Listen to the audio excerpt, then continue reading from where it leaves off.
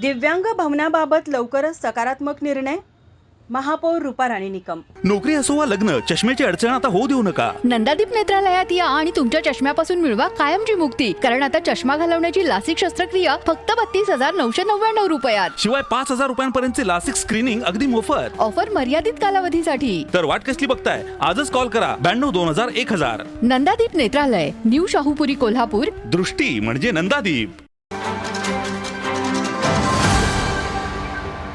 कोल्हापूर शहरातील प्रास्ताविक दिव्यांग भवनाबाबत स्थानिक नागरिकांच्या विरोधाची दखल घेत लवकरच सकारात्मक व सर्वांना मान्य होईल असा निर्णय घेतला जाईल, असे आश्वासन महापौर रुपाराणी निकम यांनी दिले. महापालिकेच्या कर्मवीर विठ्ठल रामजी शिंदे चौकी येथे आयोजित बैठकीत दिव्यांग बांधव व स्थानिक नागरिकांचे म्हणणे ऐकून घेताना त्या बोलत होत्या. प्रारंभी अतिरिक्त आयुक्त रविकांत अडसूळ यांनी मंगळवार पेठेतील मंजूर जागेवर दिव्यांग भवनासाठी खुदाई करण्यात आली होती. मात्र स्थानिक नागरिकांच्या विरोधामुळे काम तात्पुरते स्थगित ठेवण्यात आल्याची माहिती दिली. या बैठकीत दिव्यांग बांधवांच्या विविध संघटनांनी मंजूर जागेवरच भवन उभारण्याची एकमुखी मागणी केली. या ठिकाणी कोणताही वाद नसून नियोजित ठिकाणीच काम सुरू करावे अशी भूमिका त्यांनी मांडली.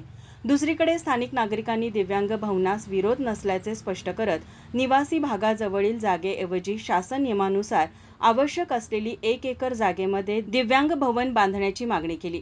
महापौर रुपाराणी निकम यांनी दोन्ही बाजूंचे म्हणणे ऐकून घेत समन्वयातून मार्ग काढण्याचा प्रयत्न केला जाईल असे सांगितले.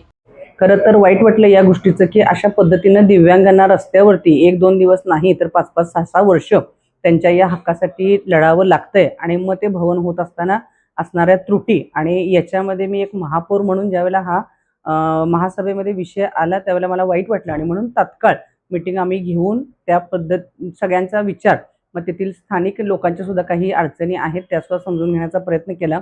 दिव्यांगांच्या सुद्धा अडचणी आम्ही समजून घेण्याचा प्रयत्न केलाय.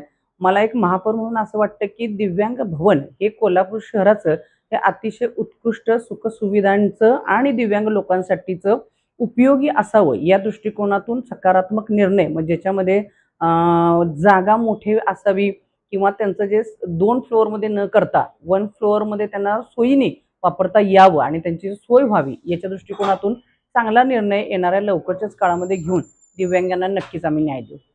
यावेळी अतिरिक्त आयुक्त रविकांत अडसूळ, उपायुक्त परितोष कंकाळ, विरोधी पक्षनेते राजेश लाटकर, गटनेता आदिल फराज, सभागृह नेता मुरलीधर जाधव, नगरसेवक अमर समत, प्रवीण सोनवणे, विजयसिंह खाडे पाटील, नगरसेविका कौसर बागवान, माजी उपमहापौर भूपाल शेट्टे यांच्यासह विविध संघटनेचे दिव्यांग बांधव व नागरिक मोठ्या संख्येने उपस्थित होते. माझा महाराष्ट्र न्यूजसाठी कॅमेरामन नाज अत्तारसह रोहन पाटील, कोल्हापूर. ताज्या घडामोडी पाहण्यासाठी माझा महाराष्ट्र न्यूजला आजच सबस्क्राईब करा.